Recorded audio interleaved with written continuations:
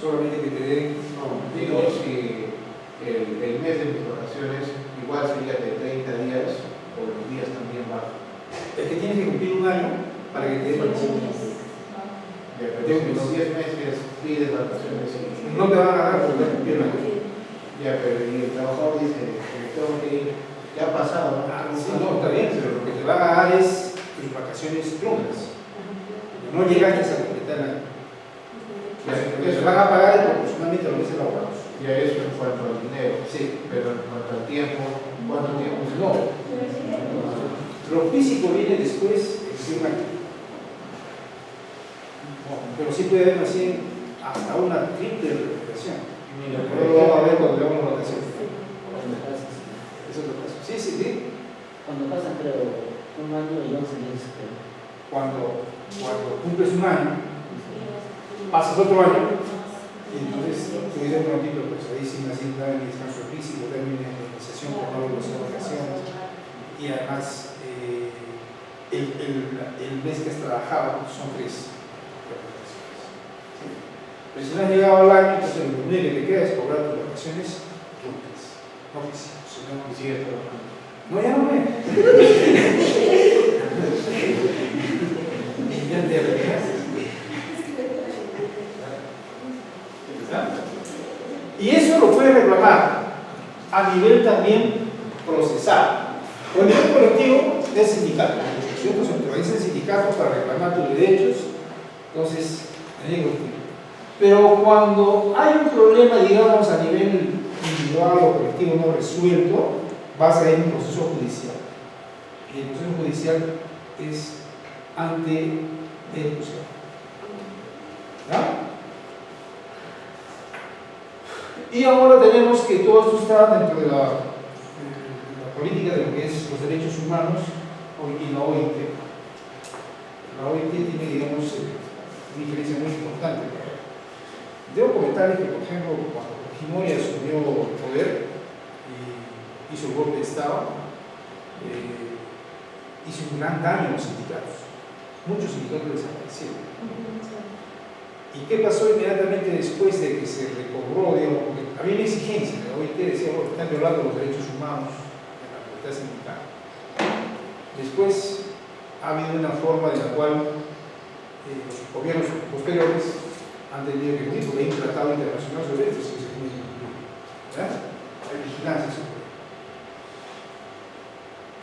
Ahora, ¿qué cosa es la costumbre? La doctrina y la jurisprudencia. Miren, fíjense. O sea, no solamente tenemos que ver normas, ¿no? Normas nacionales, internacionales, sino también hay lo que se llama la costumbre. Y algunos me decían la costumbre se convierte en ley. En el derecho laboral ocurre eso. Que cuando tú, digamos, estás acostumbrado a hacer algo y te lo permite, luego lo puedes pagar. ¿Ya? Por ejemplo, dentro de las remuneraciones se habla que hay remuneraciones ordinarias y extraordinarias, ¿no? Por ejemplo, una gratificación extraordinaria que lo puede dar el empleador, porque de repente hubo una muy buena, digamos, producción, se logramos estable, y bueno, vamos a dar una gratificación extraordinaria. Esa extraordinaria solamente sirve para ese momento. Pero si tú lo repites 2 o 3 veces, entonces ya se convierte por costumbre como un derecho. No te lo puedes exigir. Entonces hay que tener mucho cuidado con ello. ¿Y qué es la doctrina? La doctrina no viene a ser ya no solamente lo que opinan algunos teóricos del derecho, ¿no? Sino aquello que va, digamos, como les decía, por ejemplo, sobre el trabajo, ¿no? El trabajo venía analizándose desde que comenzó, que nadie se explicaba, todo estaba desorganizado, hasta que va ese momentito, ¿no? En la tendencia de Monedero y otros más, que dicen, bueno, es un derecho fundamental, que da ciudadanía, ¿no? Dice, ya es a nivel doctrinario. Y la jurisprudencia tiene que ser aquella que resuelven ¿quiénes? Los tribunales. Y por ejemplo, en la jurisprudencia tiene que verse mucho si es de la Corte Suprema o si es del Tribunal Constitucional. Últimamente Tribunal Constitucional está tomando una buena, digamos, parte de las decisiones sobre muchos aspectos de nuestra vida. No solamente por lo que vemos el caso de ley, el caso de esto, sino que el Tribunal Constitucional está resolviendo muchos casos. Y en lo laboral ha puesto, como digo, las cosas más o menos en una tendencia. ¿Sí? Con los hechos fundamentales.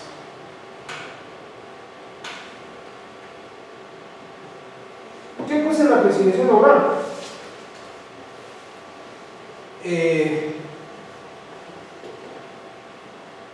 Tiene que ver con aquella tendencia que señala de que la libertad en la economía debe también ponerse en el trabajo.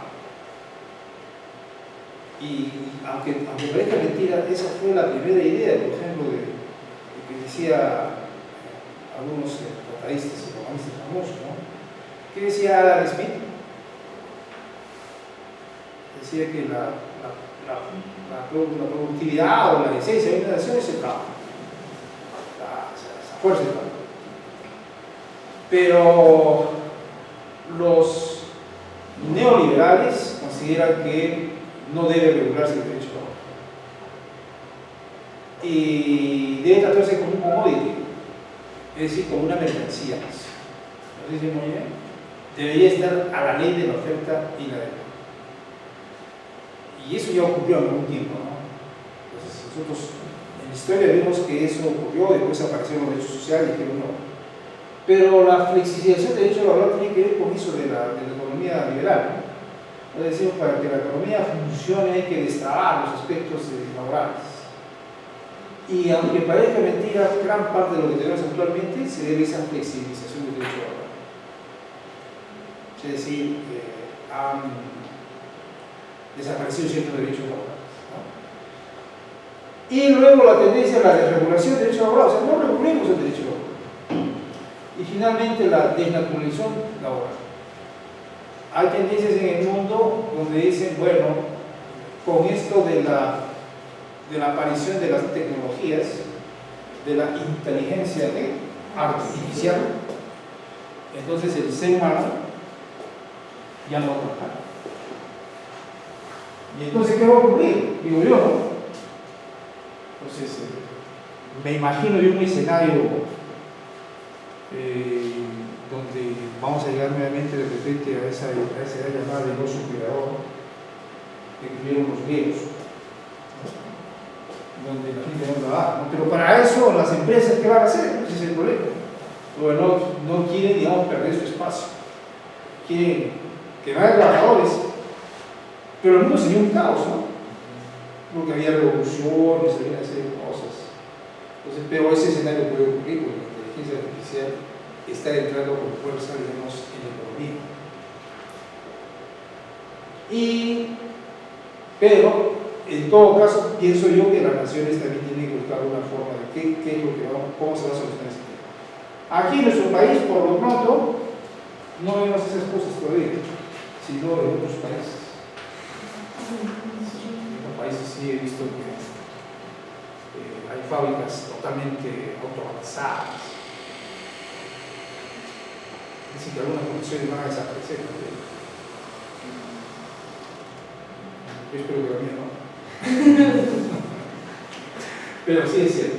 Entonces, vamos a ir de repente en el espacio perdiendo algunos aspectos, pero tendrá que aparecer otros aspectos también. Un escenario que no sé si nos toque vivir a nosotros, pero creo que a ustedes y todos. ¿Ya?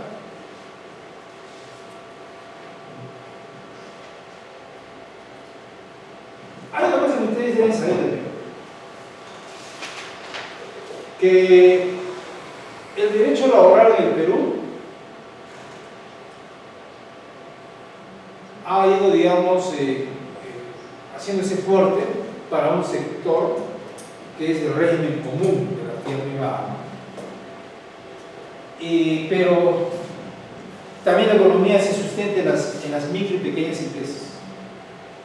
Y las micro y pequeñas empresas son las que sustentan el empleo del Perú y no las grandes empresas. Entonces ahí tenemos una contradicción, ¿entienden? derechos laborales, digamos, decentes, más o menos decentes, para trabajadores de las grandes empresas, que son pocos. Y derechos laborales, como diría, digamos, en Europa, no decentes para el 90% de los trabajadores que están en las micro y pequeñas empresas, que tienen una distinción especial con relación a los beneficios, no tienen todos los beneficios. Y también hay informalidad laboral.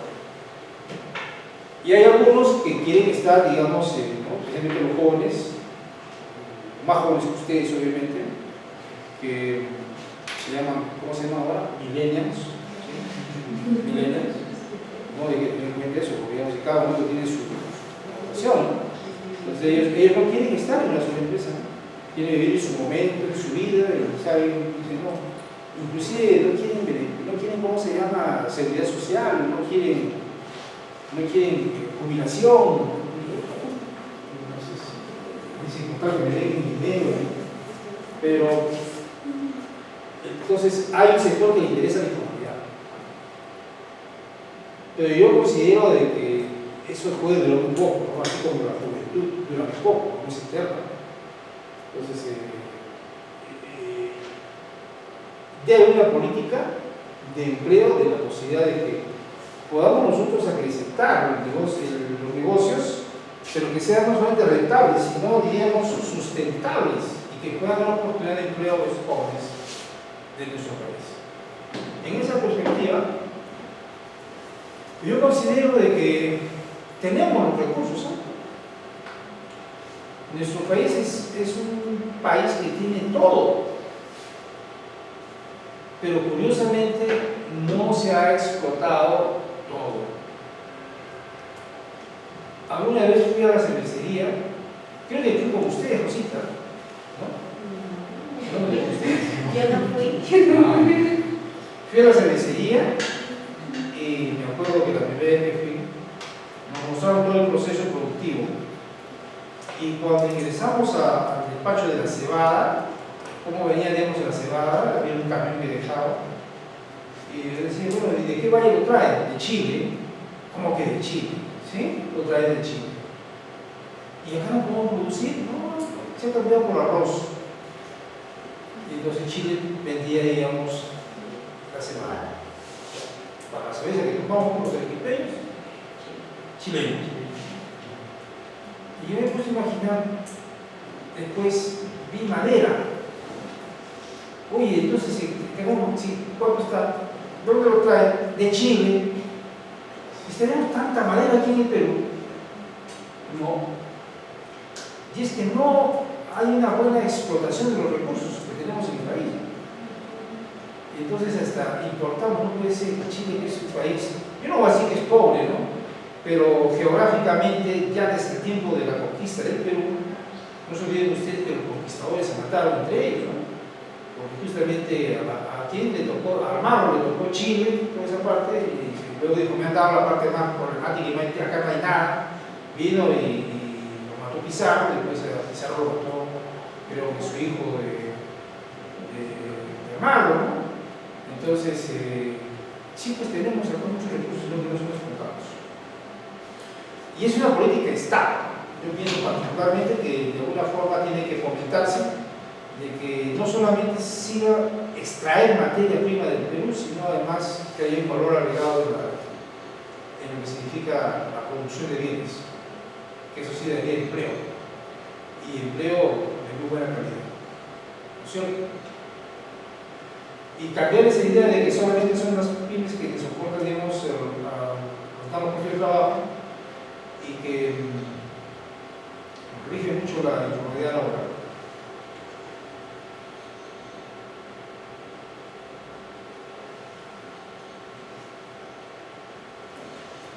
Entonces, el trabajo decente es una lucha constante a través, digamos, de lo que significa los derechos fundamentales internacionales y que busca, digamos, que el trabajo mejore, ¿no? Por ejemplo, ya se ha hecho esta ley sobre lo que es la no discriminación del empleo.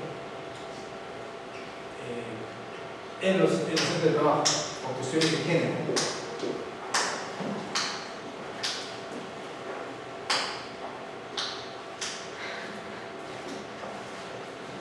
El acuerdo nacional, es otro aspecto que tener en cuenta. Y se habla ahora mucho sobre el capital humano, ¿no?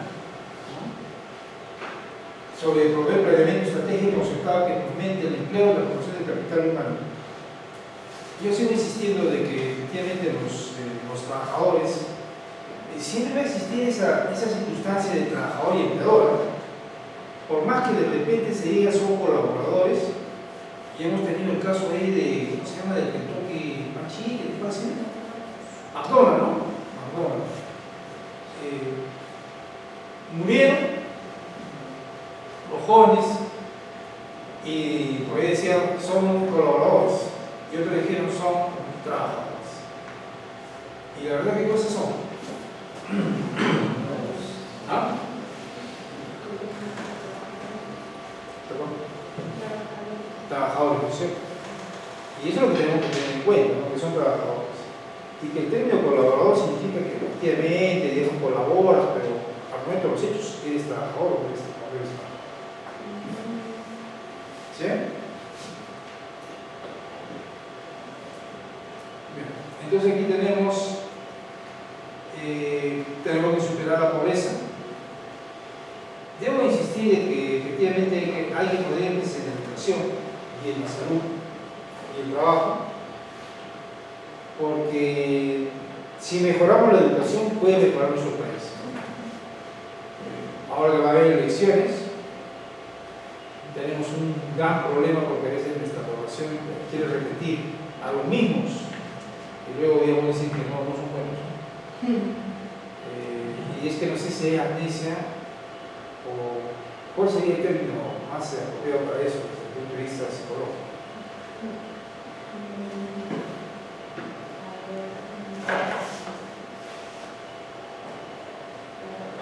Ilusiones. Digamos, se olvida, ¿no? Por ejemplo, la vez pasada me decía un señor, si Alberto Fujimori sale de la cárcel y bueno, está apto, yo voto por él. De repente acá también ustedes, algunos de ustedes van a votar por él. No, nadie. ¿Seguro? ¿Sí? Yo le decía, ¿y por qué señor voy a votar por él? Porque con él tuvimos tal cosa, tal cosa. O sea, generó, digamos, un ambiente propicio para lo que es, digamos, el asistencialismo, ¿no? Efectivamente, en algunos casos se les ha colocado casa, les ha hecho veredas, pistas, agua, luz, ¿no? Pero no se olvida de otro aspecto. Por ejemplo, me parece a mí particularmente que renunció por paz y luego digo soy japonés.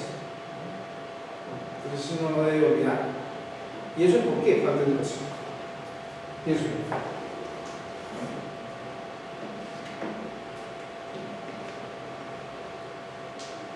Bien, entonces tenemos algunas ideas sobre lo que es el plan de competitividad y vamos a ir a algún aspecto más sobre lo que es el contrato de trabajo y en este momento vamos a hacer un pequeño break. ¿Qué les parece? ¿Sí? No se vayan muy lejos porque ya no hay kioscos, ¿sabes? Así que pueden ir a caminar un poquito, pero si hay agua, por si acaso tienen su lista, lo pueden llenar ahí y es muy buena. 10 minutos de break, ¿ya? A ver, supongo que todos tienen este material, ¿no?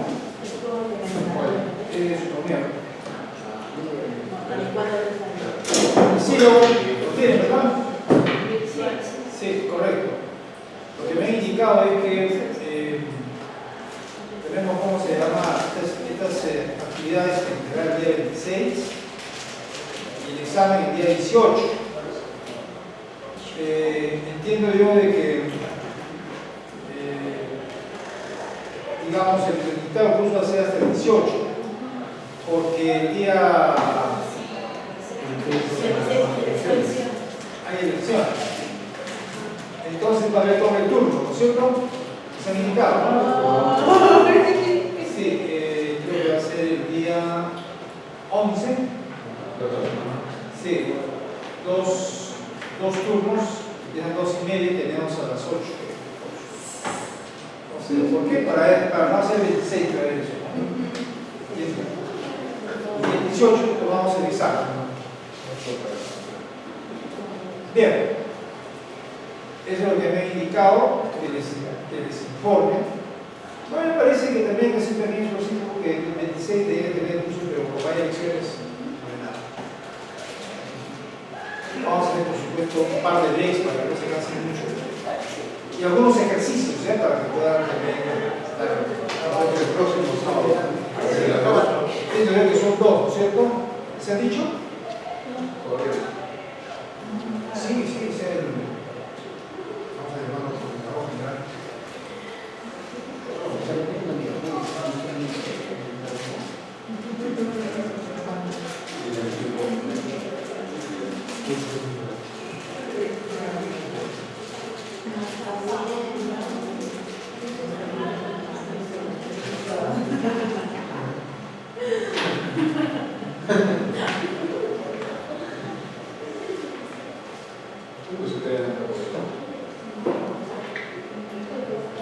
¿Qué tal? El día 11 es el doble horario, ¿verdad?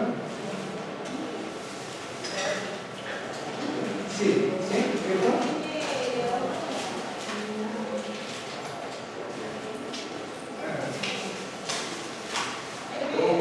Aló, ¿qué tal? Sí, estoy informando a los asistentes del curso que el día 11 tienen que venir como a las 3:30, ¿no? 18. El 11, ¿no? Ya. Sí. El 11. Claro, el 11. Pero la entrega de trabajo, ¿cómo va a ser el 16? La evaluación enfermeras. Sí. Claro, el examen el 18. ¿Cierto? Listo, ya. Gracias. Sí, entonces tenemos la próxima semana. Vamos a avanzar, digamos, en 2 turnos para poder completar. ¿De acuerdo? Sí, muy bien.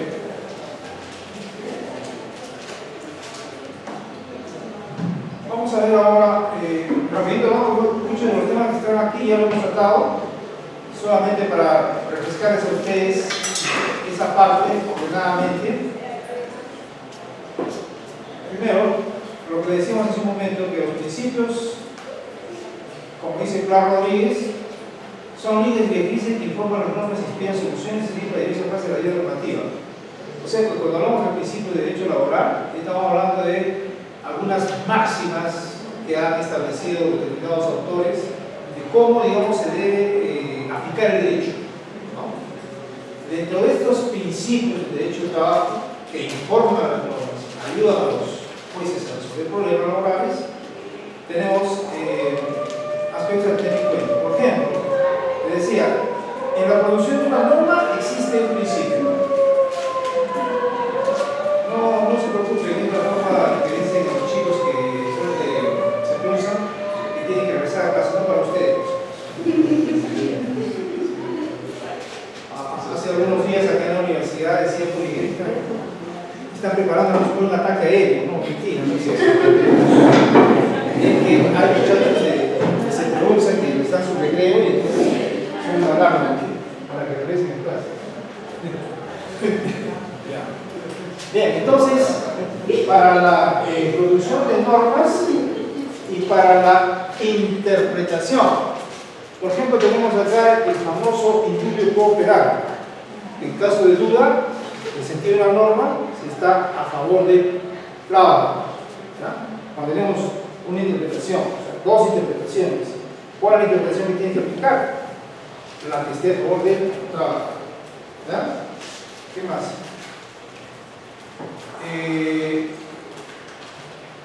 En la aplicación podemos resolver un conflicto de intereses, como por ejemplo la norma más favorable o la condición más beneficiosa. son dos aspectos de principios que tienen que ver con relación a las normas. Si hay dos normas que regulan un miembro, se tendría que aplicar aquella que favorece al trabajador. El trabajador tiene un aspecto objetivo muy importante en el derecho laboral. Y de sustitución, cuando vamos a utilizar métodos de integración sobre derecho laboral, o sea, por ejemplo, si hablamos sobre remuneraciones, no hay una norma que establezca completamente así sobre remuneraciones, pero sí vamos a entenderlo a través de otra norma que regula la CTS. Entonces, cuando regula la CTS dice muy bien, acá la CTS dice esto es remuneración y esto no es remuneración. Y entonces, a partir de ahí, nosotros entendemos que se ha definido a la remuneración. ¿Verdad? Eso es un método de integración jurídica. Cuando no encontramos una norma que regule, podemos utilizar otra norma que regule eso. Se llama integración. Bien. El ordenamiento jurídico presume la conformidad de un acto con la voluntad real de las partes.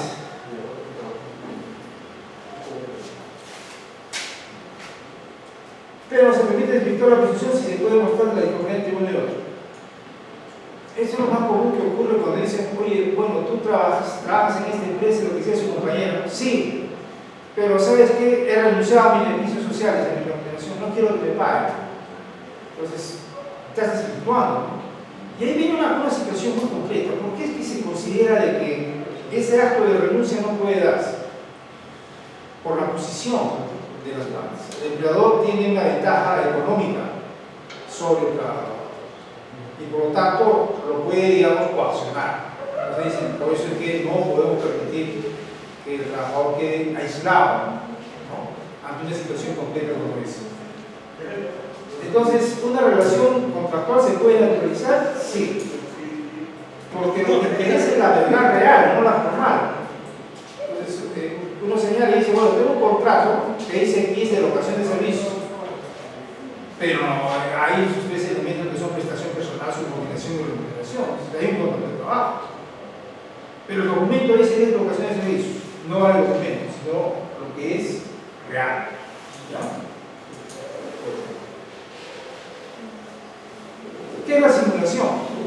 La simulación viene a ser una apariencia, ¿no?, un acto que aparentemente es cierto, pero no lo es. Y la simulación se da, por ejemplo, en lo que significa la contratación laboral. Específicamente, cuando hacemos unos contratos que se llaman contratos sujetos a modalidad, que lo vamos a hacer ahorita. Pues yo simulo contratar por necesidades del mercado, cuando en realidad es un contrato, diríamos, a tiempo indeterminado. Tiene pues la apariencia de que es un contrato sujeto a modalidad por necesidades del mercado. Le he puesto el nombre y todo, pero está simulado. Entonces, ¿qué es lo que buscamos? Que esa simulación no cause un estado y por lo tanto no se convierte en un acto jurídico básico, se naturaliza. ¿Ya? Entonces tenemos el principio de unicidad de los derechos, que es muy importante que ustedes se lo hayan indicado. A pesar de que en derecho se habla mucho de que la disposición uno puede disponer sus bienes, puede regalarlos, ¿no? Pero digamos el derecho laboral dice no lo puedes hacer, y hay esa protección.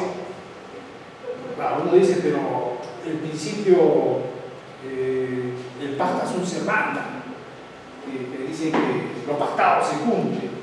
Aquí en el derecho laboral. Sí. Hace tiempo escuché hablar de un contrato intermitente, ¿no? Incluso escuché hablar eso de que renuncias a tus derechos. No sé, no lo he entendido bien. Te voy a aclarar lo que es el renunciar derechos. El intermitente lo vamos a hacer ahorita. ¿Ya? En esta parte, cuando hablamos, por ejemplo, que o sea, la protección del trabajador en el derecho al trabajo es de tal manera de que se supone que hay continuidad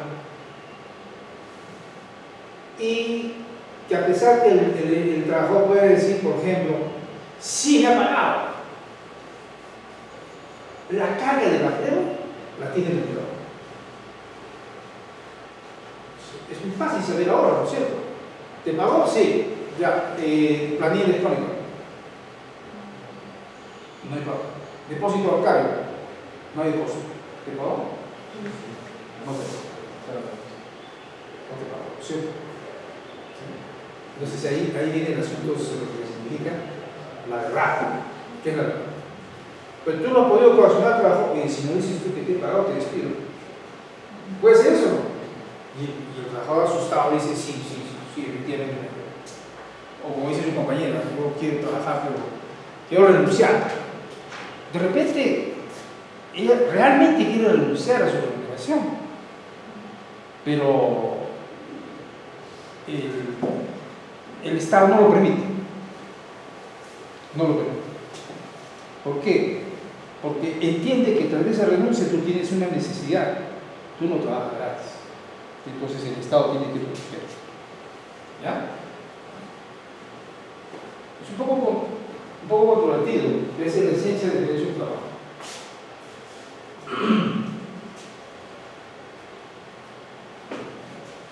Y aquí se va sobre la norma imperativa. Sí, hay algunos casos en los que sí puedes hacer cierta renuncia, por ejemplo, a las vacaciones, ¿no? Sí, que hemos tratado bastante hoy día. Tú puedes decir, bueno, yo quiero salir 15 días nomás de vacaciones, ¿no? Y el resto quiero seguir trabajando. ¿Lo puedes hacer? Sí. Es un límite. Es un límite que puedes hacer eso. ¿Te permite la ley? Sí, porque hasta ahí dice que puedes renunciar. Más de eso no puedes hacer. ¿Ya? El individuo cooperado que hemos dicho que el sentido en la interpretación de la norma está a favor de quién? Del trabajo.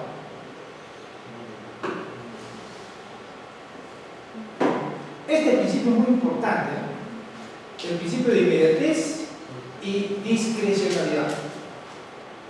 Aquí podríamos hacer, digamos, una diferencia en dos cosas. Muy bien. El empleador se da cuenta que todos de sus trabajadores están sustrayendo bienes.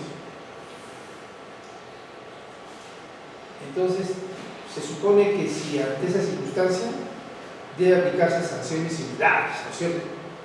¿Sí? Y el empleador dice, muy bien, a ti te voy a despedir. Te voy a despedir porque me has sustraído bienes. Y al otro le hace una llamada de atención escrita o lo suspende. Entonces, el principio de inmediatez es que, conociendo una falta, el empleador tiene que aplicar la sanción correspondiente. ¿Sí? Y la discrecionalidad te dice que tú, como empleador, puedes hacer diferencias entre tus trabajadores. Pero claro, uno puede decir, oye, a mí me ha despedido y a ti solamente te ha dado la atención por escrito, o te ha suspendido. ¿Por qué esa diferencia? Eso no puede ser empleador. ¿Es discriminación? No. O sea, puede sancionar a unos y a otros, ¿no? Sí. Yo sé que usted me está diciendo, pero no es justo. Pero de repente es que vamos a suponer que sea la primera vez y es un buen trabajador. Y de pronto nosotros estamos acostumbrados a hacer eso. Igual es una circunstancia como creo, ¿verdad? Por supuesto. Si ha votado con videos. Obviamente, ¿no? Pero puede tomar diferentes decisiones. Yo no voy al hecho del luto, porque a mí me parece que el luto tampoco no es bueno para nada. Pero puede ser esa distinción, ¿no es cierto? Ante una misma falta cometida, diferentes respuestas. Y uno no se puede quejar. O sea, suponiendo que hipotéticamente sea usted. Suponiendo, por decir, que una persona haya, no necesariamente juzgado, como dice, ¿no? Sino, bueno, haya hecho algo incorrecto y le llama la atención. ¿Usted es mamá? Sí. ¿Cuántos hijos tiene usted? Uno. Suponiendo que tiene usted dos. Y dos de sus hijitos se portan mal. Ya. Y uno está acostumbrado a portarse mal casi siempre. Y el otro es la primera vez. ¿Qué haría usted? Un poco difícil de contestar, ¿sí? Pero puede haber soluciones distintas para un hecho similar. No, pero en el trabajo debe ser diferente, pienso, ¿no? No. porque puede uno, digamos, hacer esa diferencia. Y eso no es discriminación. Claro, usted puede decir, ¿por qué hace eso? Yo tengo mi criterio. De repente este trabajador ha sido bueno y una vez que faltaba. O se faltaron, se tomaron un traguito y el otro nunca tomó, pero lo hicieron a tomar. Entonces las circunstancias hacen la diferencia. Me parece que es un buen trabajador, pero por esta vez le va a aplicar una sanción. ¿No está discriminando? No, puede ser ese. Discrecionalidad. Y eso sería en caso de antecedentes. Y si no tiene antecedentes tampoco, igual no habría que variar. Por lo general no debe ser justo, ¿cierto? En el trabajo. Pero hay algunas veces que tú puedes tomar algunas circunstancias especiales para tomar decisiones distintas en beneficio social. Eso se da al principio de discusión. Y está reconocido inclusive por el mismo Tribunal Constitucional, ¿no? Ha dicho que sí, que a veces situaciones de trabajo. No siempre las soluciones van a ser las mismas en determinado caso. ¿Verdad? Bien.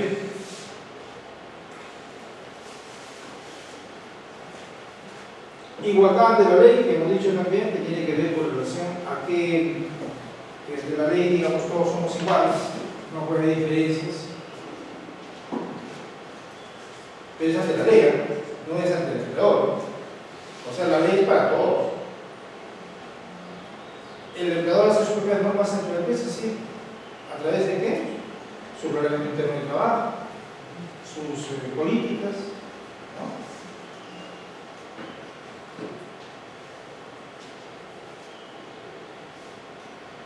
Ahora, si es que digamos,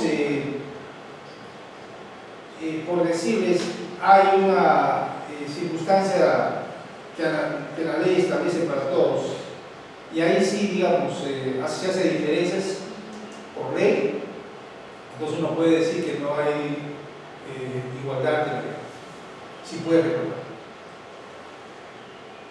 Pero cuando la ley trata igual, ¿de acuerdo? ¿Qué significa este principio de continuidad? Contrariamente a lo que se venía hablando, es que el trabajo es continuo. Ya se ha dicho que da ciudadanía, es un derecho fundamental. Entonces se supone que contratas a un trabajador no por un momento, sino esencialmente es para un trabajo largo, ¿no? Largo. Y por eso se llama que es continuo, bajo el principio de causalidad. O sea, hay una causa por la cual contratas, ¿no? El principio de persecutoriedad, que hemos dicho también que los derechos y bienes sociales, tú los puedes cobrar al empleador en diferentes circunstancias. Les comento que alguna vez todos ustedes saben qué cosa es indecopio, ¿no? ¿Sí? ¿Qué cosa es un sistema concursal? Cuando una empresa entra en un problema de reestructuración patrimonial por deudas. Y recuerdo que fui con un cliente mío que le debía más o menos como 2.000 soles. Entonces salió en el diario que esta empresa estaba en un proceso de reestructuración patrimonial y había una junta de acreedores. Y él sí, como este momento que estaba viviendo en todo. Así que presurosos llegamos a la notaría donde estaban ahí todas las partes interesadas y había el momento de sentarse para ver quiénes son los acreedores. Y siempre son los mismos, ¿no? Los que se sientan primero son trabajadores, tienen prioridad sobre sus deudas. Inmediatamente que viene, la SUNAT. Acto seguido, los bancos. Y después, los otros acreedores. Entonces, nos vimos ahí y decíamos, ¿qué hacemos acá? Los trabajadores tienen derechos, incluso tienen. La SUNAT también, los bancos. Y nosotros que nos deben 2.000 soles, vamos, ¿qué hacemos aquí? No había razón de ser. ¿Por qué? Por esa persecutoriedad que tienen los trabajadores sobre sus deudas. Sí, ¿alguna pregunta?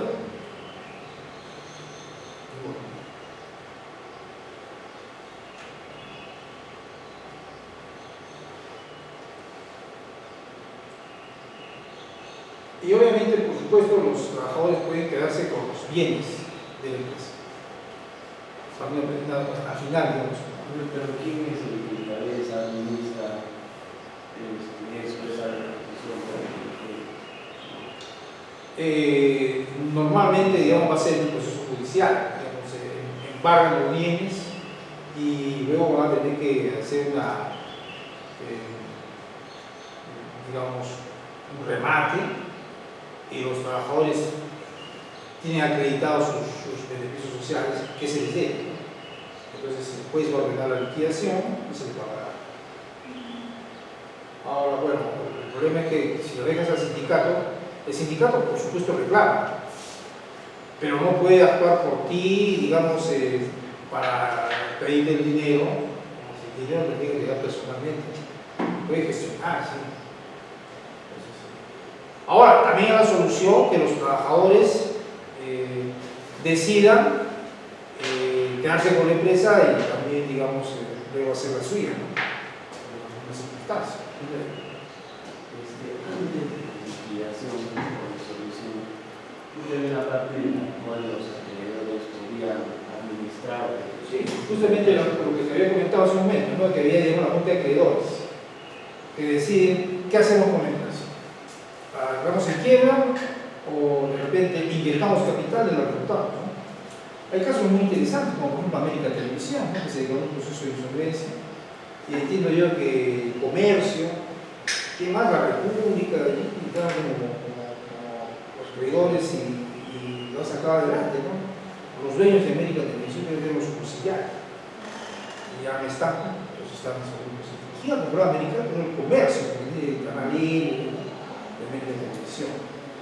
Y los trabajadores siguen teniendo su derecho, pero los otros hombres que han invertido, y parece que bueno, les ha dado resultado. Entonces, ahí depende mucho, digamos, de la vieja. Pero lo que quiero decir con esto es que los trabajadores tienen sus derechos ahí protegidos y tienen ellos estar sentados como los acreedores, como acreedor principal.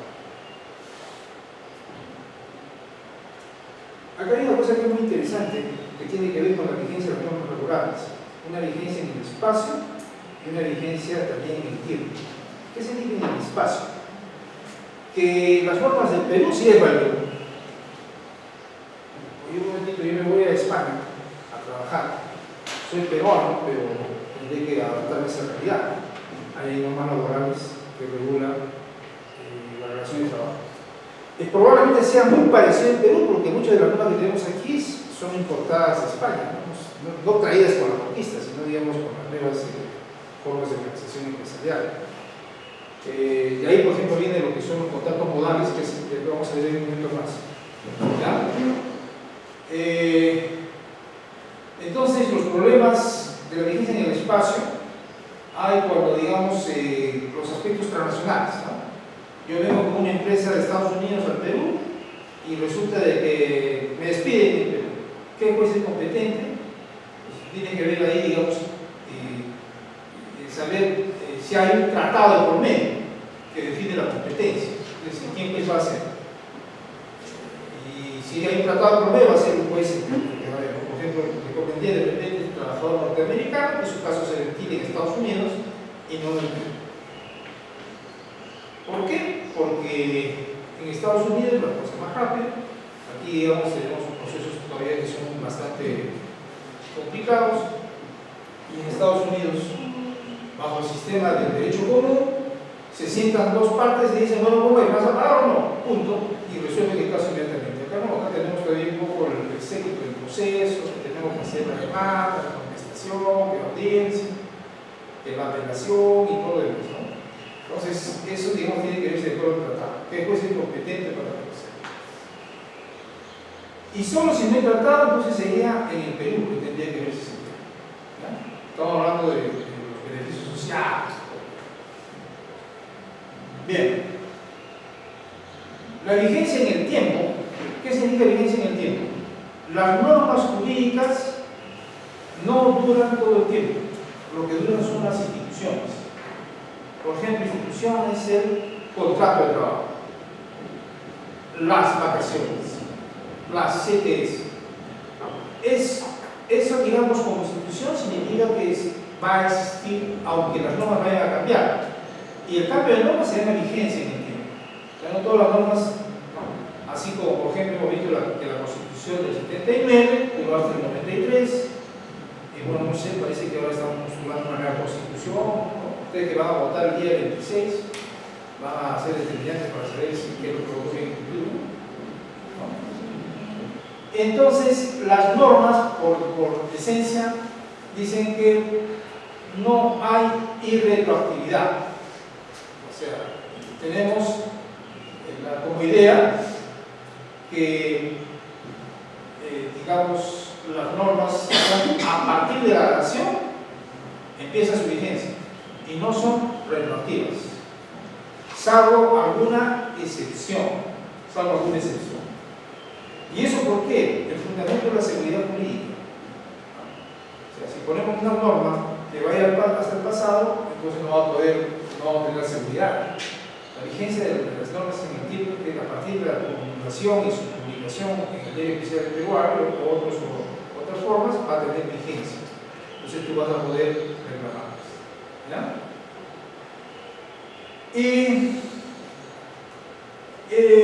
Pero en algunos casos puede haber una retroactividad benigna, ¿no? Y en algunos casos. Antes este tema de la retroactividad es institucional y eso ahora lo vemos. Por ejemplo, para aspectos pensionarios, sí puede haber una retroactividad benigna. En el caso, por ejemplo, de los trabajadores que están bajo la 276 y en el régimen pensionario de la cédula viva, ¿cierto? Entonces, ellos sí han tenido esa circunstancia. La retroactividad también en algunos campos del derecho todavía funciona, como por ejemplo en el derecho penal, ¿no?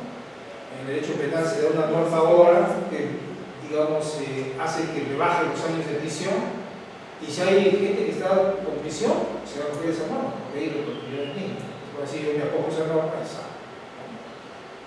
Me parece que también en aspecto tributario también no se puede coger, pero ya está más restringido. Bien. Eso diríamos en los problemas que tiene la vigencia de las normas en el tiempo. Sí, pues esto ha generado de que muchos trabajadores ahora ya no obtengan los derechos anteriores, que sí les daban la posibilidad de la retroactividad de niño. Entonces ahora estamos ante la teoría de los hechos cumplidos, que dice que a partir de la fecha de la promulgación es donde tenemos que hablar de estos temas. Y se ha dado el caso, volviendo a lo que es la prescripción de los derechos laborales, en un momento determinado tuve hasta 3 casos que mis clientes no podían comprender. Y me decían, creo que les he comentado, que la prescripción era hasta 3 años de concluir la relación laboral, en un momento. Luego salió que era hasta 2 años. Y finalmente 4 años. En un momento determinado, el que terminó después no podía, digamos, ejercer su derecho porque había prescrito, y el que digamos, terminó antes sí lo podía hacer porque era hasta 3 años. Y entonces mi cliente me decía, Patito, pero ¿cómo puede ser posible? Yo terminé mi relación laboral después que él sí puede decir y yo no. No es lógico, ¿no es cierto? Sí, pero es la vigencia de las normas en el tiempo. No entendieron al final, ¿no? Pero lamentablemente esas cosas pueden morir, porque digamos tenemos la teoría de los hechos cumplidos. Bueno, hay relación que no hay ninguna norma aplicable. Cuando no hay ninguna norma aplicable, hay la obligación de darle solución a ese problema. Y ahí utilizan lo que es la analogía, la interpretación extensiva, lo que es el general derecho. O sea, hay que buscar formas de solucionar ese tema. Los jueces dicen que administran justicia, ¿ya?, aunque no hay una norma aplicable. Y entonces lo que tienen que buscar es una solución. No lo van a creer, pero los jueces no son simplemente aplicadores del derecho, ¿no?, de las leyes. Los jueces tienen que ser creativos y tienen que buscar soluciones. Como les decía, hasta en un momento, aplicar estos principios del derecho, no solo laboral, sino, por ejemplo, lo que está ahora en contradicción, diríamos así, es el principio de la libertad de empresa y el principio de la irrenunciabilidad de derechos laborales. ¿Cuál es el principio más importante? Y entonces, ahí ¿de qué depende la solución? Del caso concreto. ¿Qué es lo que se está viendo? Pero entonces el juez va a tener que crear una solución inteligente para que pueda, digamos, solucionar ese problema.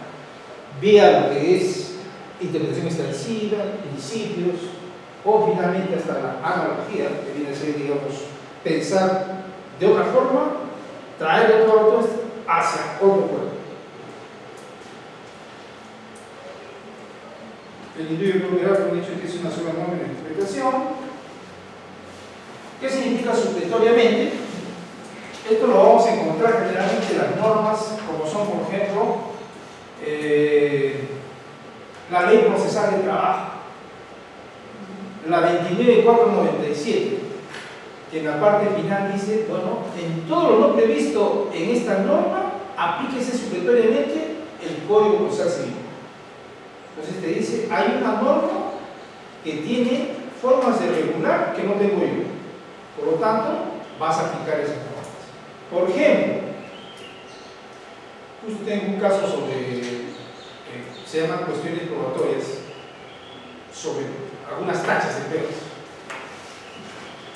Y la ley de trabajo es muy simple, dice, la jornada de la tacha se cobra el traslado y el pedo sobre la hoja.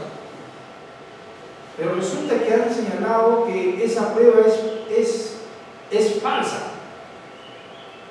que no la da una entidad correspondiente. Pero no señala si es un documento público o privado. Entonces tiene su tratativa, ¿no? ¿Cuándo es un documento público o cuándo es un documento privado? Eso lo señala el Código Procesal Civil, y no lo dice expresamente para el Código Procesal. Uno tiene que buscar solución en otra norma. ¿Ya? Y subsidiario significa que esa norma regula provisionalmente un hecho excedente de otro. Lo que le dije hace un momento sobre la CTS. La CTS habla de remuneración, pero no hay otra norma que hable de remuneración, solamente la remuneración mínima vital. Pero ¿qué es remuneración y qué no es remuneración? No hay norma sobre. Pero la CTS sí, que dice esta es remuneración y esto no es remuneración. La sucesión, que viene a ser la derogación, una norma se deroga con otra norma de la misma categoría. Una ley elimina otra ley.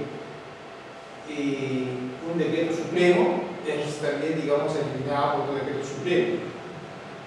¿Una ley puede derogar un decreto supremo? Sí, porque tiene mayor jerarquía, ¿no? Bien. ¿Se pueden complementar? Sí. Si una norma, digamos, regula una parte y la otra también, entonces se pueden complementar. Varias normas simultáneamente son aplicables o suplementarias. Terminamos esa parte. Creo que ha sido bastante rápido, pero ya lo hemos visto. Y vamos a entrar a la última parte que dice su compañero, que nos quedan 20 minutos para ver esta parte del contrato de trabajo, porque ha sido inquietud de su compañero señalar qué cosa es el contrato de trabajo, ¿no? Miren, lo que sucede es que el contrato de trabajo es la figura más importante del derecho laboral, ¿ya? Y hay que saber qué cosa es el contrato de trabajo. Primero, lo que decía hace un momento, hay tres elementos que son muy importantes para definir una relación laboral: prestación personal, subordinación y remuneración. Esos tres elementos van a definir una relación laboral. Y claro, cuando decíamos que esas señoritas que le habían dicho que separara bien esa esquina y promovía un producto en esta esquina y tenía su web, pero no tenía contrato de trabajo, tenía un contrato de locación de servicios. Pero ella decía, ¿es mi prestación personal? Sí. ¿Me dan órdenes? Sí. ¿Me pagan por eso? Sí. Entonces, ¿qué soy? Trabajo. ¿No es cierto? Trabajo. Entonces, eso es muy importante porque a partir de esos tres elementos vamos a discutir la relación laboral y la existencia de un contrato de trabajo que puede ser verbal o escrito, como hemos dicho, ¿no? Primero, entonces, que se realiza un centro de trabajo, que se trata de un servicio prestado durante una jornada de trabajo, que se elabore de manera exclusiva, aunque puede haber casos en que, digamos, no haya esa exclusividad. O sea, puedo trabajar en dos sitios, sí. Trabajo 8 horas en una empresa y luego 4 horas en otra. Salvo que tenga una cláusula que diga exclusivamente. Que sea reservado de forma indeterminada. La exigencia de los contratos indeterminados que sean escritos lo he visto solamente cuando hay intermediación laboral. Hay una exigencia que para eso que llamamos los services te señalan y dicen no, está a tiempo determinado, sí, pero es verbal, no, trae un documento escrito. Es el único momento moderno, justamente para evitar que exista, digamos, esa situación en que las empresas no se configuren y que haya, digamos, una desvalorización. Pero después puede ser verbal. Entonces, en cambio, los contratos sujetos a modalidad, y dentro de ellos está el que dice su compañero, el intermitente, deben ser necesariamente por escrito, no son verbales. Los contratos sujetos a modalidad son escritos. ¿De acuerdo? Y tenemos ahí, por ejemplo, contratos sujetos a modalidad primero de naturaleza temporal. Su nombre lo dice, es por cierto tiempo. Tenemos uno que se llama por inicio de nueva actividad. Un emprendedor quiere hacer un negocio y entonces dice, bueno, quiero dar trabajadores, correcto, pero no sé cómo no ir. Mi emprendimiento de repente va a durar mucho, ¿no? Entonces mejor contrato por nueva actividad. Puede ser también que de repente abra un nuevo rubro, desconocido para mí, y diga, bueno, ¿no? O vaya a tener una sucursal, inicio de actividad. El otro se llama necesidades de mercado, es decir, más común, digamos, este tipo de contratación. Que generalmente, el primero dura hasta 2 años, ¿eh? El segundo hasta 5 años. Si no me equivoco. Y ahí tiene que ver con un aspecto coyuntural, que es la oferta y la demanda. ¿Qué cosa es la oferta y la demanda? Dice que son las leyes del mercado. Se supone que una empresa que está produciendo más es porque los clientes piden más. Entonces tú contratas por esa situación, necesidad de atender coyunturalmente a lo que se requiere. Por ejemplo, yo he visto necesidades del mercado, esto de la moda, ¿no? Ustedes saben que de repente sale un producto y ese producto de repente todo el mundo quiere, especialmente con las chicas, ¿no? Las chicas, ¿cómo se llama? Una cosa es yo quiero eso, entonces comienzan a pedir. Y las empresas comienzan a producir más. ¿Por qué? Porque lo están pidiendo. Entonces, para satisfacer eso, tú puedes contratar trabajadores para necesidades del mercado. Por reconversión empresarial, que viene a tener un contrato temporal. Tú lo que haces es, por ejemplo, dices, voy a automatizar mi empresa. Quiero, ¿cómo se llama?, colocar sistemas inteligentes que puedan, digamos, mejorar la producción. Ya, muy bien. Pero resulta que no tienes trabajadores que sepan de ese tipo de actividad. Entonces tú puedes contratar, dice que también hasta por 2 años, por necesidades, perdón, por reconversión empresarial, para atender esa necesidad coyuntural de trabajadores que tengan ciertas capacidades que tú no las tienes. ¿Ya? O en todo caso, también quiere variar de actividad, ¿no? Entonces, un tipo de producción para dedicar a servicios. Se contratan a trabajadores para eso. Esos son contratos temporales. Acá tenemos 3 contratos que son de naturaleza accidental. ¿Qué significa accidental? Que hay una circunstancia concreta que obliga, digamos, a contratar. Por ejemplo, lo ocasional. El contrato ocasional dice que puedes contratar para actividades que sean distintas a las que haces tú en tu empresa, ¿no? Entonces, por ser ocasional.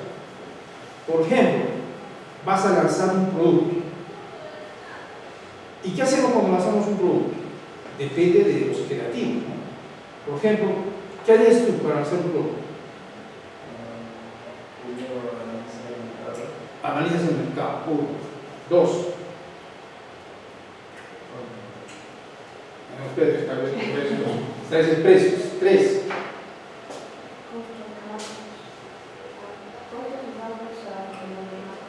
Ya está. A ver, Público objetivo. ahí está. Vamos a lanzar zapatos de señorita. ¿Qué hacemos? Yo voy a tener ¿No es cierto? ¿Qué hacen? Rosita. Contrato personal para ver lo que es la publicidad, Publicidad. A ver, marketing. ¿quién más? ¿Quién más? A ver qué me dicen que hacemos. Sí, señor. Nos aplicamos las tendencias, ¿no? Ya. Del mercado, hacemos una investigación del mercado para determinar la Listo. demanda Ya. y según eso compramos los recursos y contratamos el personal que satisfaga esa demanda, ¿no? Porque a veces contratamos de más, Sí, pero dime concretamente, ¿qué vas a hacer? Es lo que quiero saber. ¿Qué haces? Eso es teoría. Concreto. ¿Qué haces? Son zapatos de señorita, ¿qué dices? Adecuar los espacios de repente, ¿no? Uno. A ver, la señorita que está feliz. No lo sabes. Crear un proyecto. Un proyecto. La verdad, yo la vez pasada hice esa pregunta y me enseñaron cosas muy novedosas. Me dijeron, ¿sabe qué?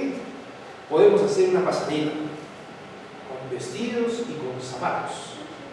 Y hacemos los zapatos. Y efectivamente, el otro día estaba ahí en la plaza de acá de la corte. En la noche hicieron una pasarela de zapatos con vestidos zapatos planitos, ¿no? La verdad que no eran mucha cosa los zapatos, pero digamos hicieron su desfile. Son creativos, ¿no? Pasaron su producto. Pero me dijeron, ¿saben qué? No, eso no es. Vamos a contratar a un influencer. ¿Qué es eso? Virtual, ¿no? Entonces dices, muy bien. Hay gente pues, que ahora cobra, ¿cierto?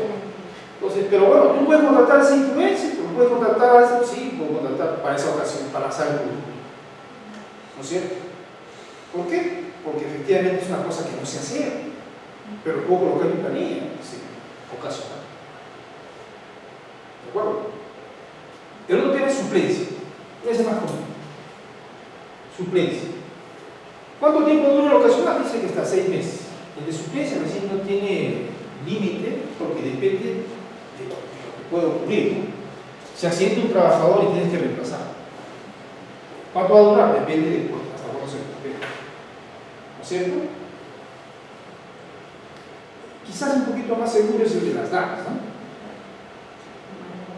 Maternidad. Ahora, ¿cuánto es? Son. No, sí, 14 semanas es la gestación. Antes era 12 semanas, ahora es 14. Claro, o sea, era 45 días antes, 45 días después. Ahora se han agregado 12 días más. ¿Sí? Entonces, efectivamente, eso sí lo puedes hacer como, digamos, un contrato de suplencia, ¿no? Entonces tú dices, bueno, pero ahora están planificando, las chicas actuales planifican, a diferencia de las anteriores, no planificaban. Entonces planifican, en serio, dicen, por ejemplo, bueno, no yo, sino la chica se va a embarazar, y dije, voy a embarazar y lo que van a hacer es, voy a comprar vacaciones a mi descanso prenatal. Entonces, el descanso prenatal son 45 días, 45 días después, más 12, más sus vacaciones acumuladas que vienen a ser 2, son 30, son 60, son 90, y por ahí, inclusive planificaron que iba a ser un mellizo, 30 días más, 6 meses y 12 días más. Entonces, ustedes no contaron. Se ríe su compañera, pero es verdad, estas cosas ocurren. Sí, es de ¿Cierto? Contrato de suplencia. Contrato de suplencia. ¿Ya? Contrato de emergencia. Y ahí hay una situación muy concreta, digamos, ¿qué es la emergencia?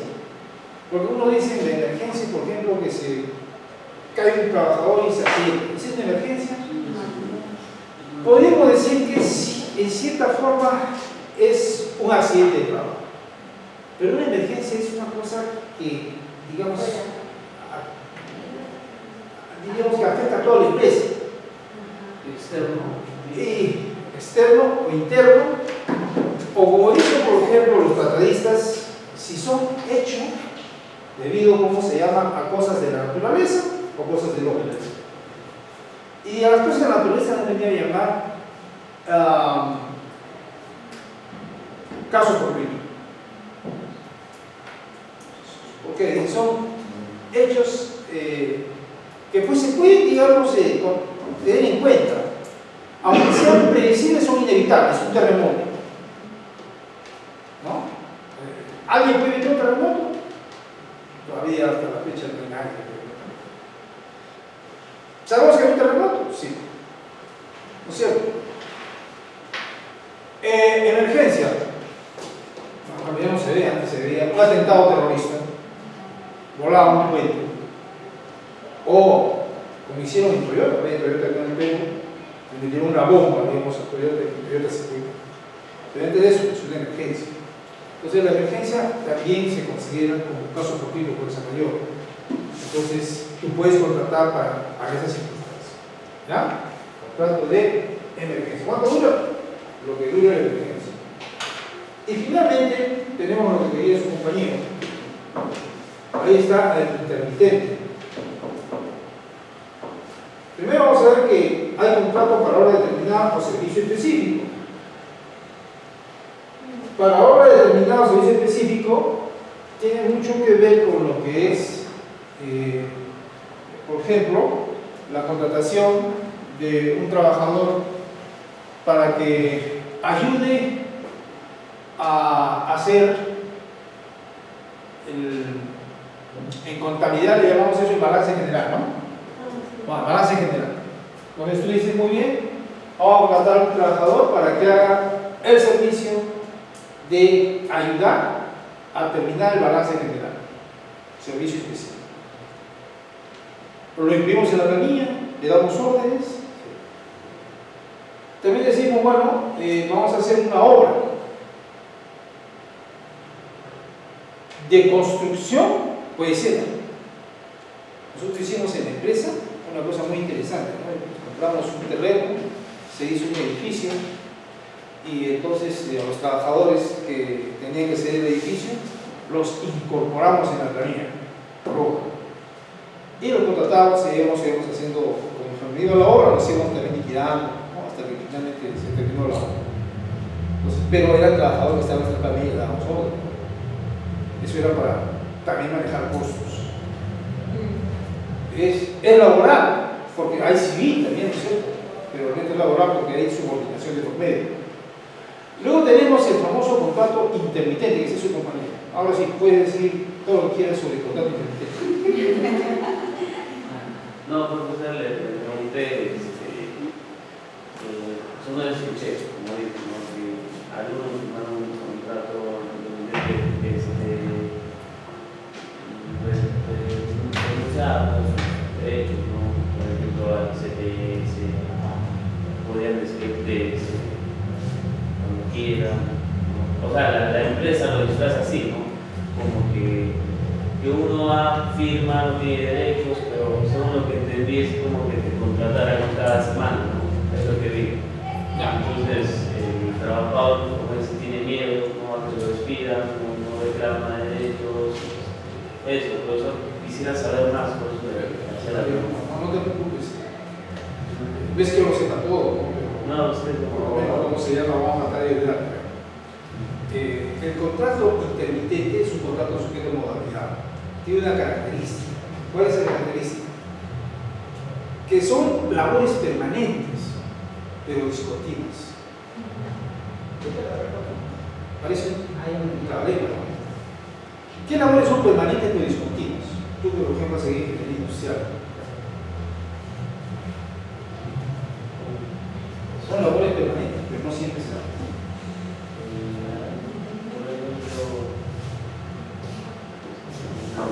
Exactamente. Mantenimiento. El mantenimiento permite de que efectivamente son labores permanentes, pero no siempre se hacen, ¿no? Hay mantenimiento preventivo, mantenimiento, ¿qué más? Correctivo, preventivo. Entonces, pero hay mantenimiento. Entonces tú puedes contratar a esos trabajadores para ello. Hay otro que es característico en un régimen especial que se llama los trabajadores pesqueros. ¿Alguien es del puerto aquí? ¿No es del Callao, de Hilo, de Mollendo, de Quilca? Nadie. ¿Tú sí? ¿No eres tú? ¿Tú eres de Hilo? ¿Hay empresas pesqueras? ¿Qué pasa con la pesca?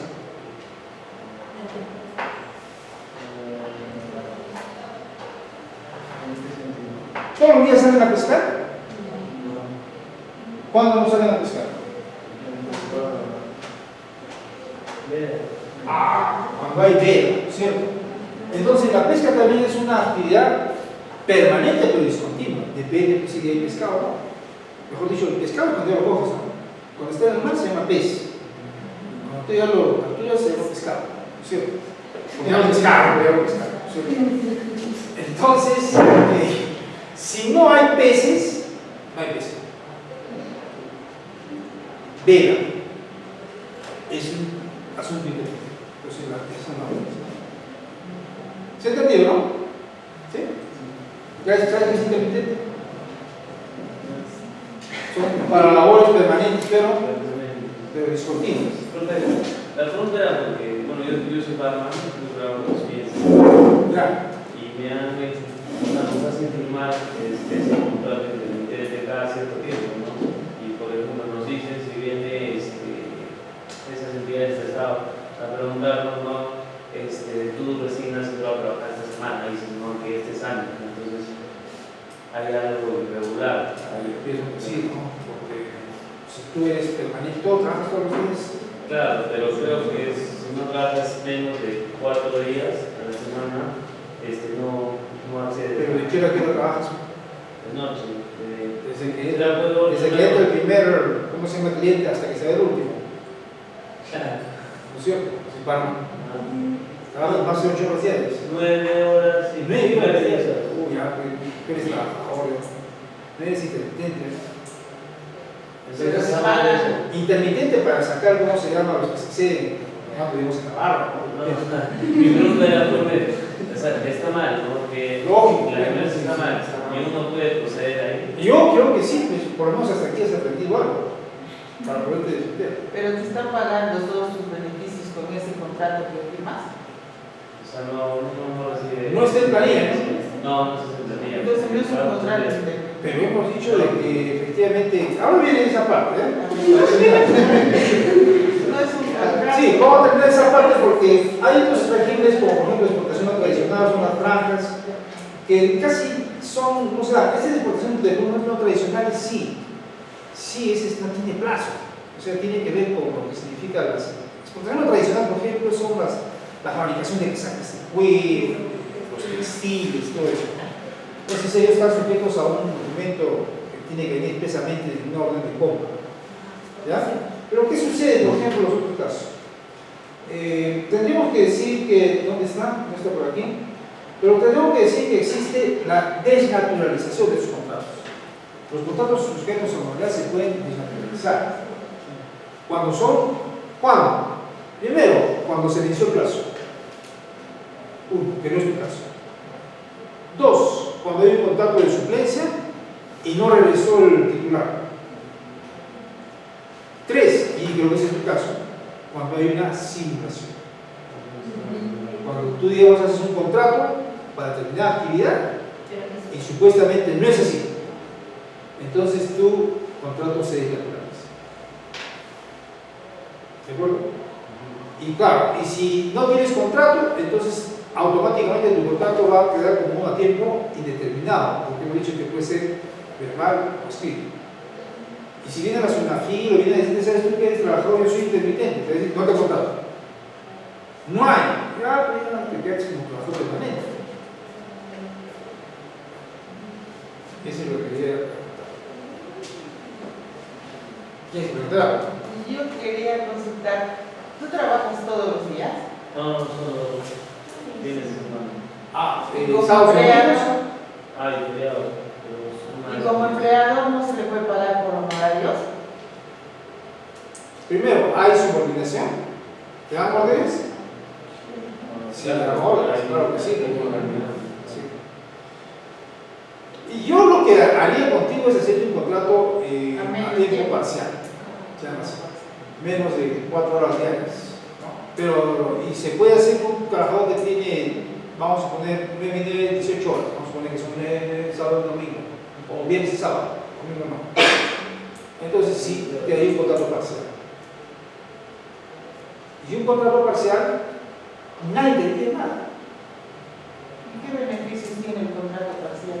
Tiene todos los beneficios, a excepción de los que no tienen vacaciones ni CTS. O sea, solo tiene gratificación. Tiene gratificación. ¿Completa? Lo que le corresponde pagar, ¿no? ¿Por qué se corta? Claro, está.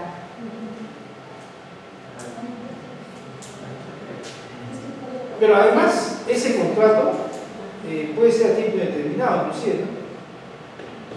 Pero no tiene todos los beneficios. ¿Por qué la empresa optaría por hacer el contrato intermitente? ¿Qué busca?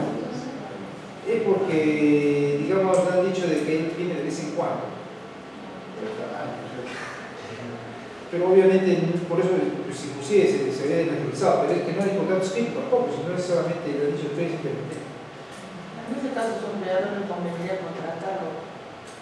Parcial. Claro. Sí. Sí, Así como no le va a pagar nada. en los malls, trabajan sábado, domingo, menos de 24 horas. ¿No? ¿De qué? Para eso se venía este curso, para aprender algo de lo que se te puede decir. Ya, vamos a terminar aquí porque creo que es hasta las 7, ¿verdad? Pero antes de eso me ha dicho que tomen lista, no sé si ustedes firman o...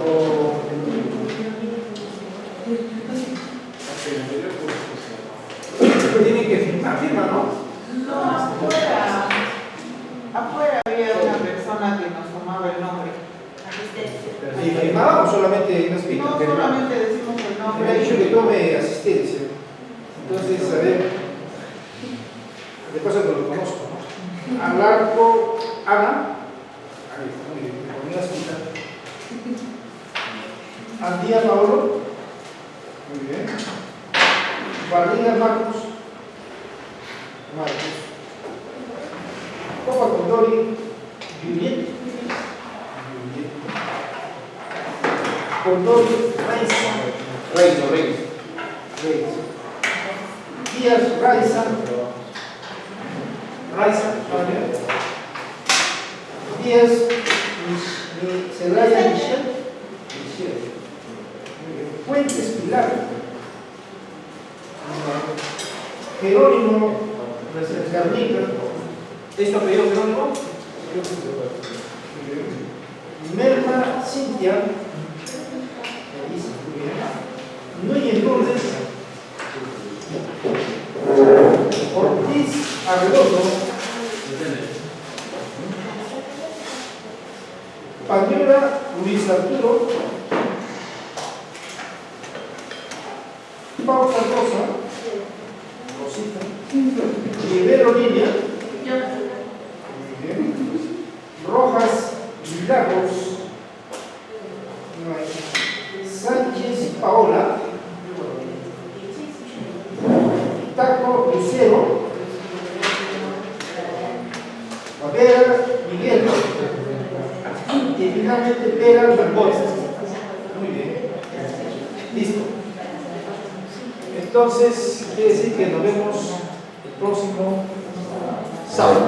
Pero de más temprano. 2 de la tarde, media. ¿Ya? Debe estar.